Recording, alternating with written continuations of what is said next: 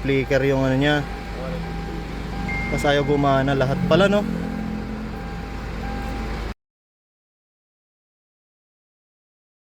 Day, Santa Fe. Another client po natin galing San Vicente Halang. Ayan. May problem mo, sir. Kaya nagpi-flicker yung ano niya. Tapos ayaw gumana lahat pala, no? Lahat ayaw niya gumana. Sabay-sabay yan eh. Pero boss, pag yung umangat, sabay-sabay naman na Sabay-sabay din umangat. Oo, sabay-sabay din umangat.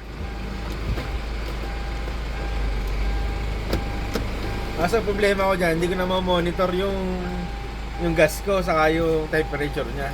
Oo nga. Kaya Sige. Check na lang natin, sir. Patagal na tong ganito, sir? mga 3 weeks na. Mga 3 weeks na, mga 1 month na.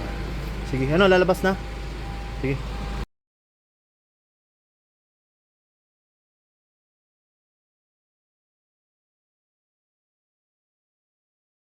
Alright, after natin i-repair, ito na po siya, naka-off.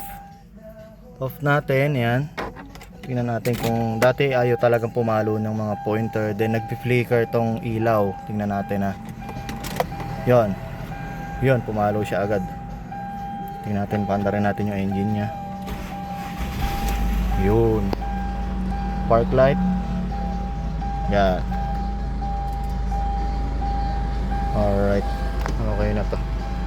Pakita lang natin kay sir. Tingnan natin kay sir. Here. Off mo, sir.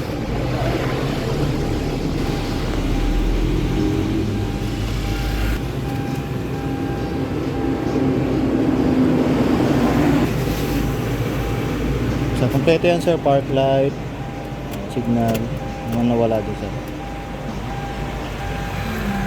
Tapos yung trip meter mo, sir. Oo. Yung trip. Tapos yan. Ayos yan eh. Tumatagal naman yan, boss. 3 months warranty. Ano ba't nagkaroon? Ano nilalagay?